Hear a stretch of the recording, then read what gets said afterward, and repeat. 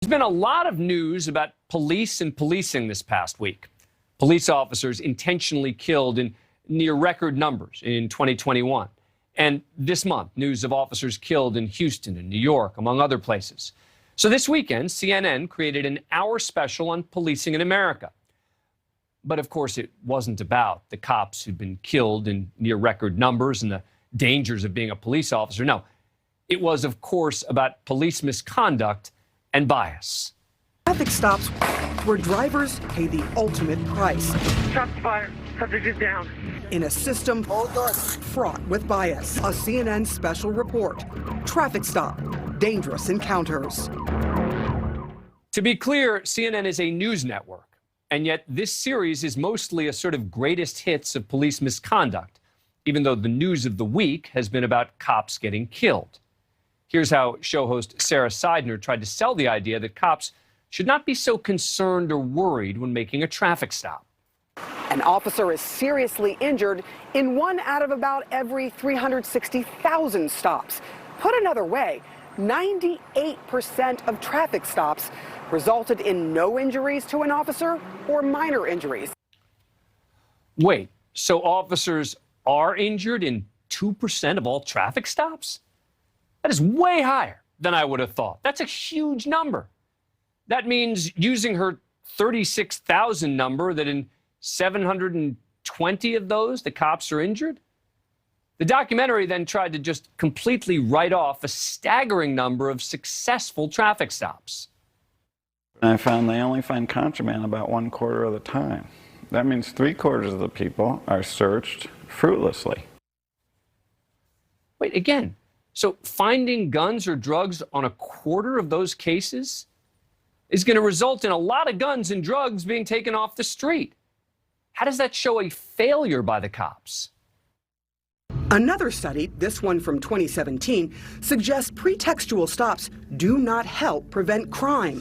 Researchers looked at equipment and registration violation stops in Nashville over a 7-year period. They found no relationship between the number of those stops in Nashville and the rate of crime there. Pretextual stop means a police officer stops a vehicle in order to conduct a speculative criminal investigation. But what kind of study is that?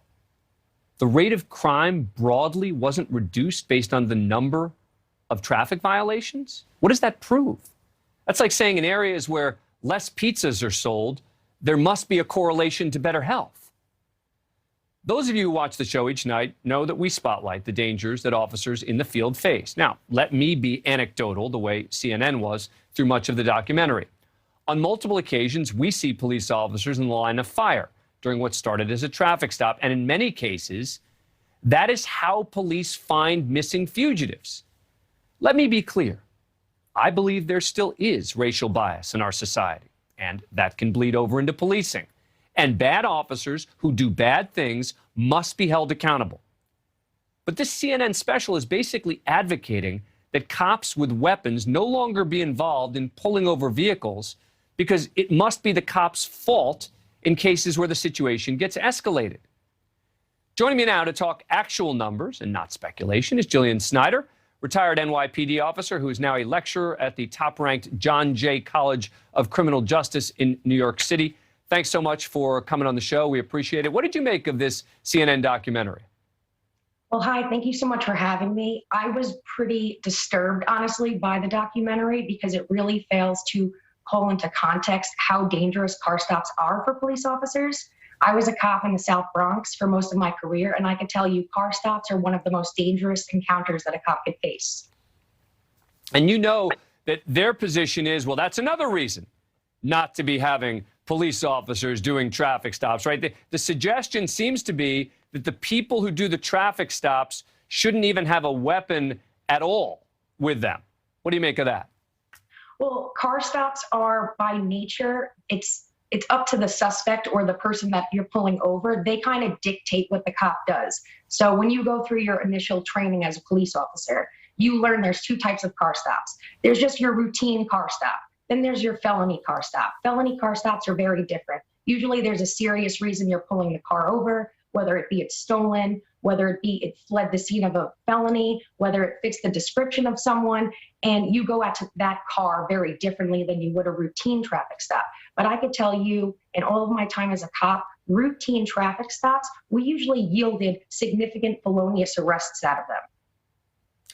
Now, the Washington Post has been keeping track of every deadly officer-involved shooting since 2015. And it's often cited, right? And people like to talk numbers and statistics. And of the nearly 7,000 incidents, 4,000 involved a suspect with a gun. And in nearly 1,200 more, there was a suspect with a knife. I think that there is a sense out there, if we can put up that full screen, I think that there is a sense out there, falsely, that the majority of officer-involved incidents involve suspects with no weapon.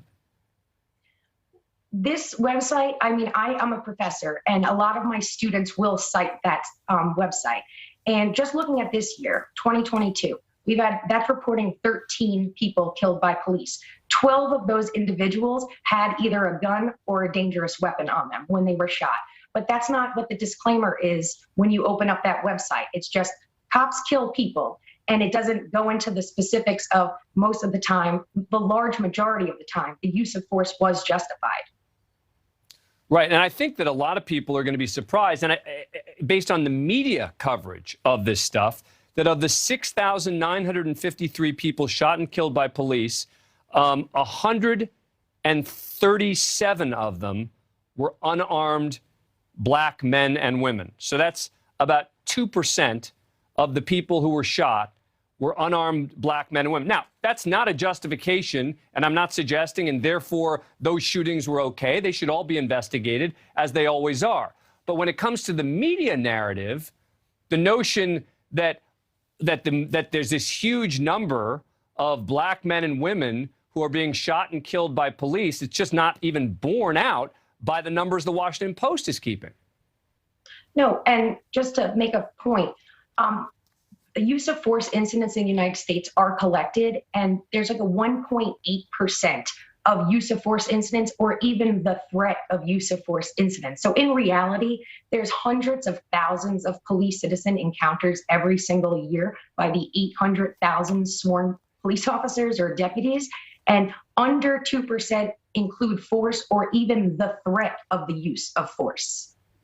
And I should say, to be fair, that people would point out that, wait, Dan, you're only highlighting one of the statistics. The other statistic, they would say, shows that proportionately more of the people who are being killed are people of color than white people, even though more white people are shot in terms of the percentage of the population, that more of the people who are being shot and killed proportionately are people of color. And that is certainly an issue that needs to be investigated, et cetera. But I'm concerned about the way that this was done in the CNN documentary. I mean, they report, for example, about Nashville and that stops don't prevent crimes. You saw that in the documentary. What did you make of it?